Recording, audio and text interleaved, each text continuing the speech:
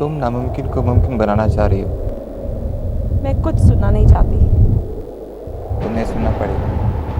तुम अच्छी तरह जानती हो इस बस्ती में सिर्फ तुम्हारे लिए आया था, तुम्हें अपने साथ ले जाने के लिए। और तुम हवेली ले जाकर मुझे कैद करना चाहती हो, अपनी मोहब्बत किसी और को सौंपना चाहती हो तुम।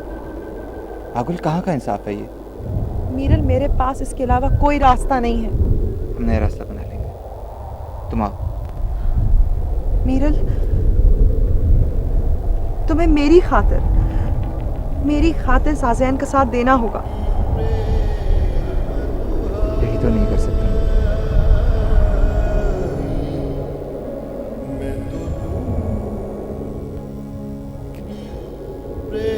तुम मेरे लिए इतना भी नहीं कर सकते तो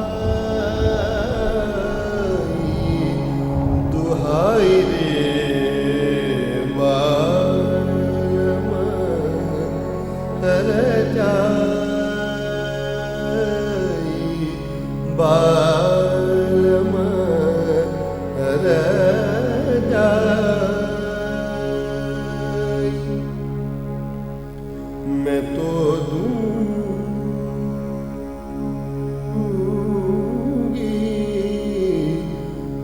प्रेम दुहाई दुहाई।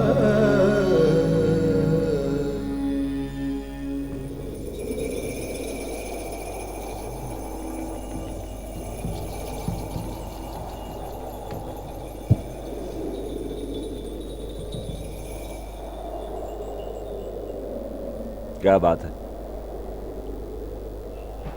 किस लिए आए हो? लगता है आप हवेली पर नजर नहीं रखते शायद। क्या मतलब? आपकी जवान बीवी। अमान! बेहतर होगा कि पहले आप मेरी बात सुन लें। तुम्हारी जुर्रत कैसे हुई मागुल का नाम अपनी जुबान पर लाने की? मैं ये जुर्रत सिर्फ इसलिए कर रहा हूं क्योंकि इस हवेली की इज्जत मुझे आज भी बहुत अजीज है। मीर महबूब खान अभी इतना कमजोर नहीं हुआ कि तुम जैसे छोटे और कमजात लोग उसकी शान और इज्जत के बारे में कोई बात कर सकें।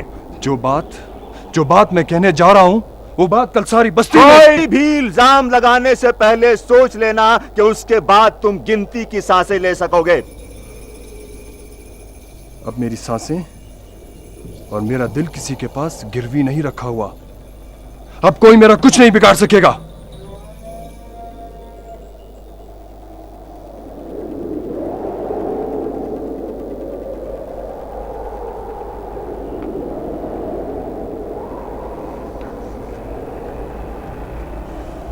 इस बात का जवाब मैं तुम्हें वक्त आने पर दे दूंगा।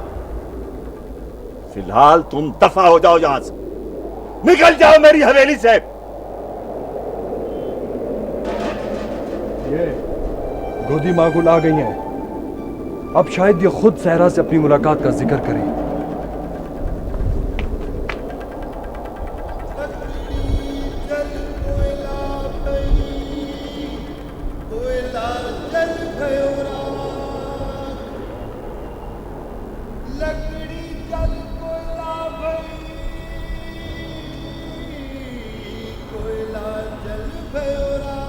मेरी इजाजत के बगैर कहां गई थी? अपने आप से लड़ने गई थी और हार कर आई हूं। अमान कह रहा था कि तुम। झूठ नहीं कह रहा था। मैं मीरल से बात करने गई थी। तुम मीरल से मिलने गई थी? मीर महबूब खान की बीवी होते हुए तुम। मागुल, जानती हो तुम क्या कह रही हो? जानती हो इस बात का क्या मतलब निकलता है? आपको किसी गलत फहमी की जरूरत नहीं है। मैं एक माँ की हैसियत से गई थी उससे बात करने। क्या बात करने गई थी? मीरल और साज़ैन एक दूसरे को चाहते हैं। मैं चाहती हूँ कि आप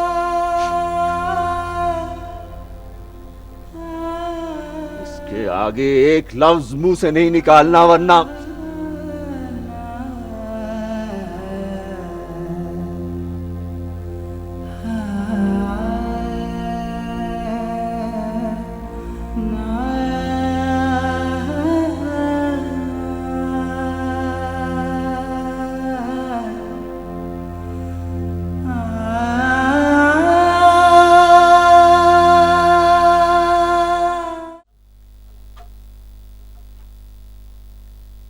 तुम्हें हवेली के कामों में मुदाखलत की क्या जरूरत थी? बाबा, मैं उस हवेली का वफादार हूं। जिस हवेली में खुद गर्जी और बेवफाई के सिवा कुछ भी नहीं, उसके लिए इतनी वफा कहां से हो गई तुम्हें? बाबा, ये मैं आपको नहीं बता सकता। नहीं, तुम नहीं जानते, नहीं जानते तुम। महबूब खान की हवेली सांपों का बिल है। उसमें हाथ डालने की सजा क्या होती है मैं जानता हूं। मैं नहीं बाबा, अब ऐसा कुछ नहीं होगा। महबूब खान अब वो महबूब खान नहीं रहा। उसके बहुत सारे राज अब मेरे पास हैं। नहीं बेटा, उसके राज फाश करने की गलती मत करना बेटा, मत करना।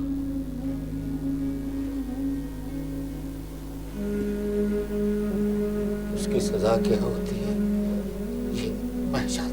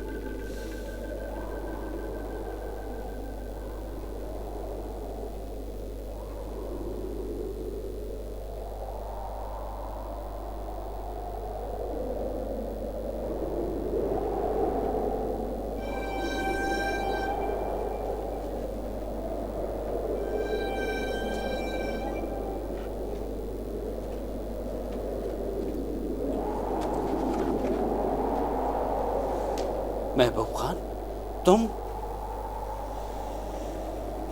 हाँ फैज, क्या हालत हो गई तुम्हारी?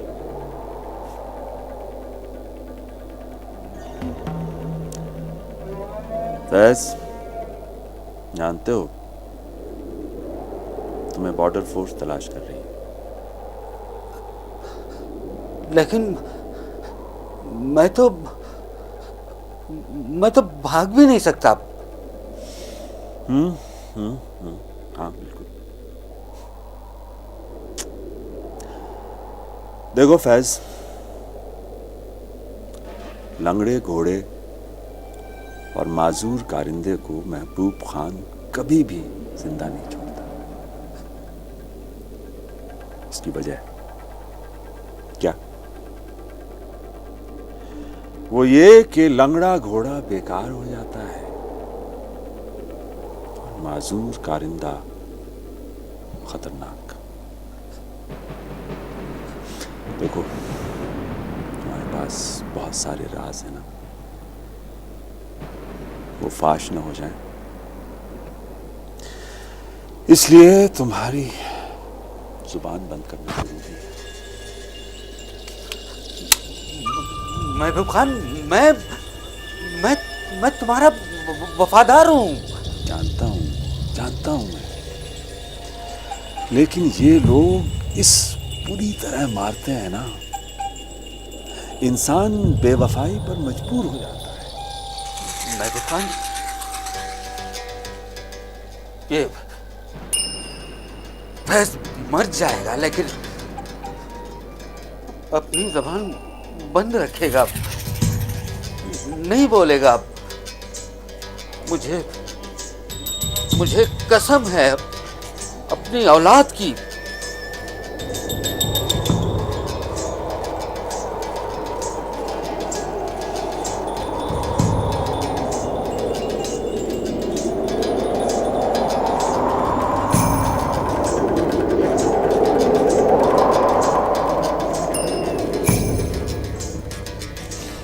कहते चलो,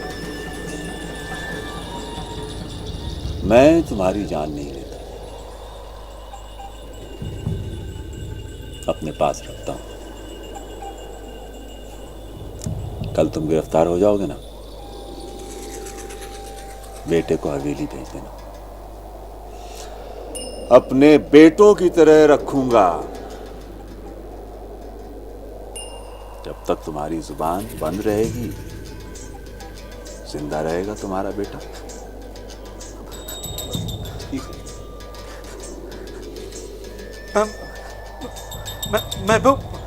महबूब खान,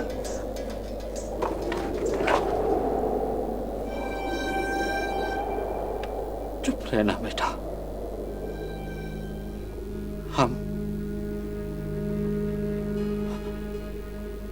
हम बेटा इन जागीरदारों के गुलाम हैं। जब तक उनके राजों की रखवाली करते रहेंगे, ये सांस चलती रहेगी। ख्याल करना बेटा, ख्याल रखना बेटा।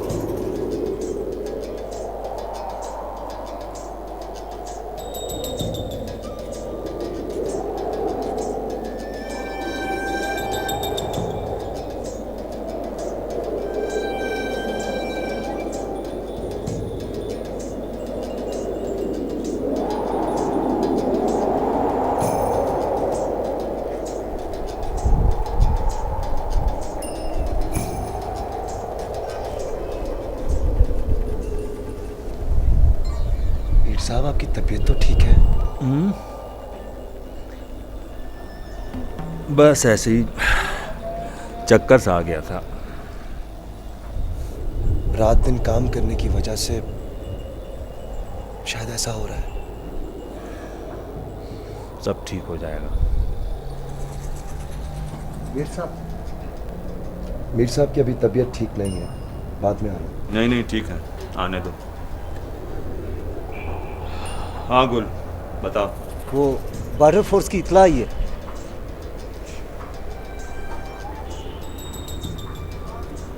फिर क्या हुआ?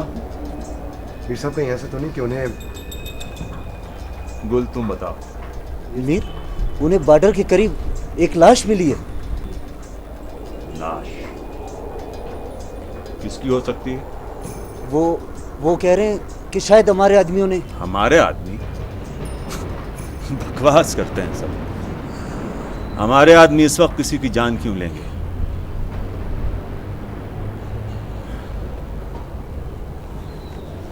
मीर साहब, मेरे लिए क्या हुक्म है? तुम हवेली में ठहरो, कहीं जाने की जरूरत नहीं। गुल, गाड़ी लगवा।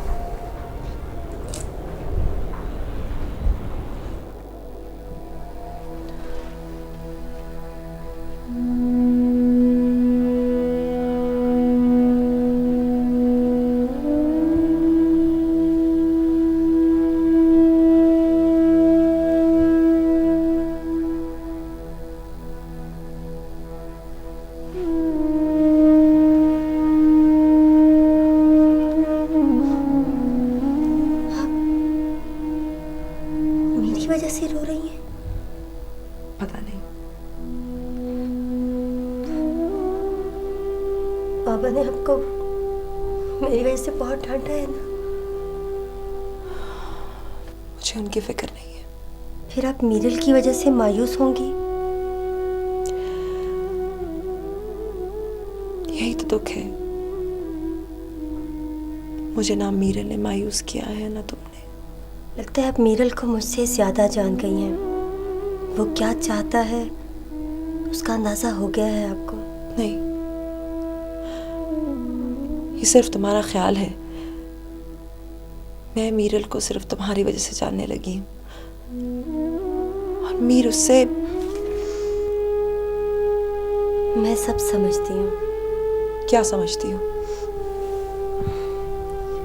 यही कि आप सबसे बढ़कर सिर्फ और सिर्फ मुझे चाहती हैं। मेरी चाहत तो उस वक्त रंग लाएगी जब तुम अपनी खुशी से, ख्वाहिश से और मर्जी से जिंदगी गुजारोगी। मेरी तरह जलती और उड़ती हुई जिंदगी नहीं। माँ,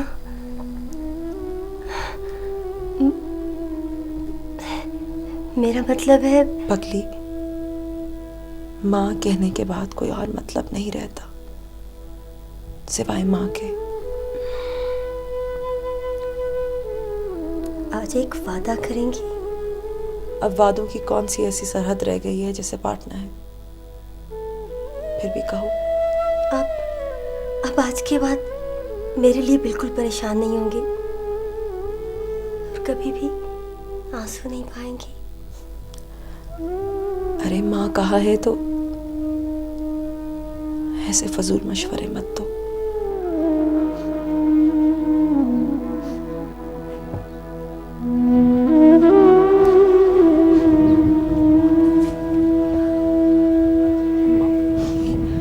ये क्या हालत बना रखी है आपने। चले अंदर, चले आराम करें।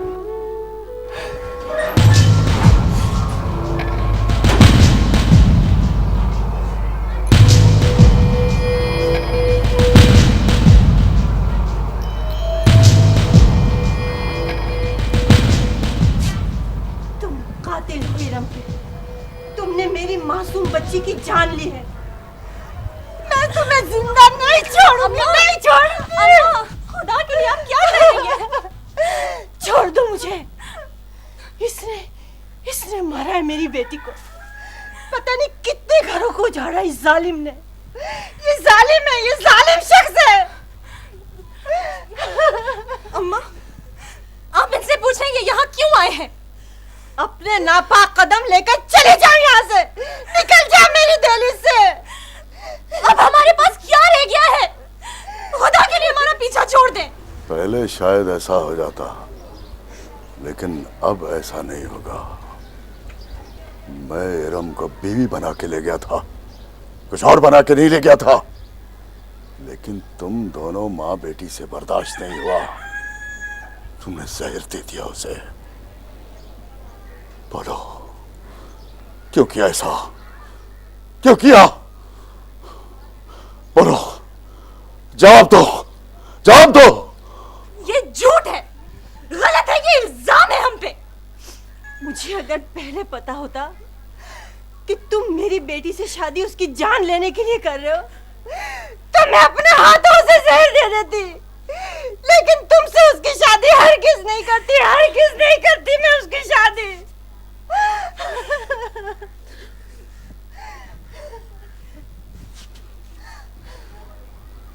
बहाने बनाने की जरूरत नहीं है। इस घर पे अब 2 जिंदगियों का कर्ज हो चुका है और मुझे कुछ करना पड़ेगा।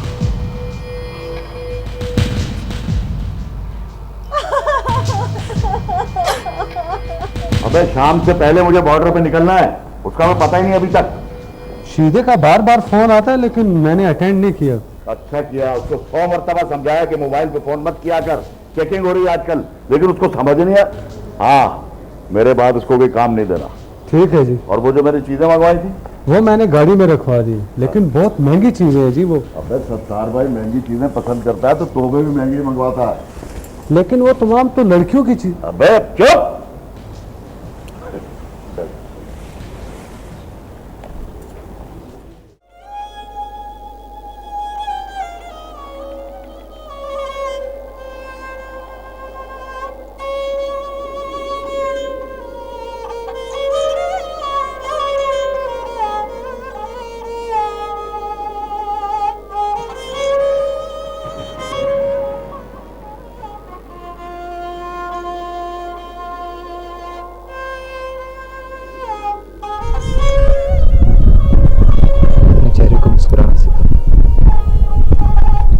और गुस्से ने तुम्हारी मुस्कुराहट को जैसे अजनबी बना दिया तुम्हारे लिए।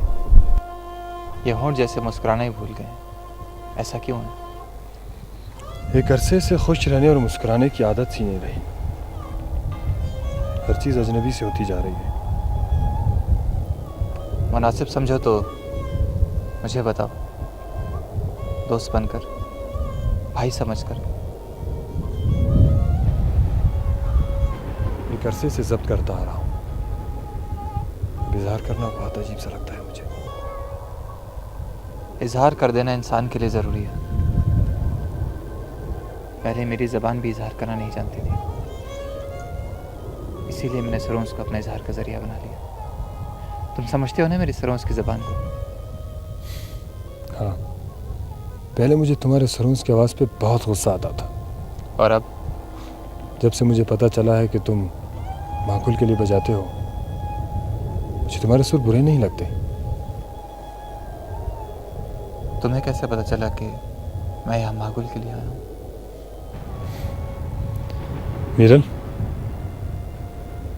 मोहब्बत छुपती नहीं है, कहीं भी हो, किसी से भी हो। जानते हो बहुत तकलीफ में है। ये तो तुम कह रहे हो। वो वहाँ हवेली में बहुत खुश रहती है। चेहरे पे क्यों जाते हो? तुमने उसके दिल की रोने की आवाज़ नहीं सुनी? मैं जानता हूँ महबूब खान के साथ कितनी अजियत में रह रही है। तुम माकुल से बहुत प्यार करते हो ना? इतना कि बता नहीं सकता। इसी तरह मैं भी साजिन को चाहता हूँ। तुम? हाँ, मैं। क्यों? मैं किसी से प्यार नहीं कर सकता क्या? किसी को दिल नहीं दे सकता? किसी को अपना नहीं बना सकता? मैं तुम्हारे जज्बे को समझ सकता हूँ। मैं जानता हूँ तुम्हारी मोहब्बत झूठी नहीं हो सकती। मीरल, तुम मेरे लिए बहुत कुछ कर सकते हो। क्या कर सकता हूँ तुम्हारे लिए?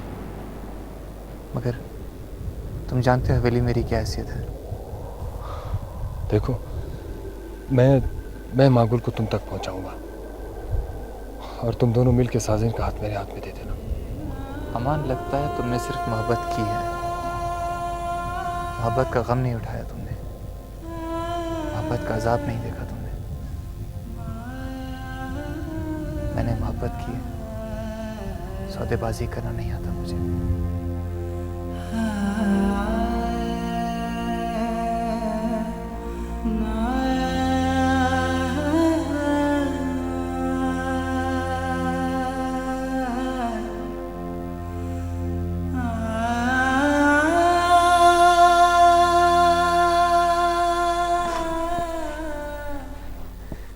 क्या हुआ बेटी? क्या हुआ? क्या हुआ बेटी? क्या हुआ बेटी? क्या हुआ? क्या हुआ बेटी?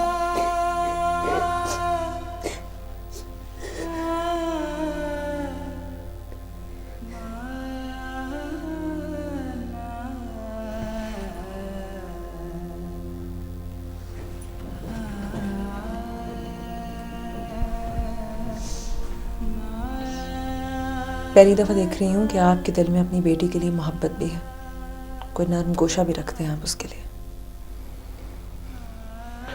मैं अपनी मोहब्बत का बार बार इजहार नहीं कर सकता हूँ,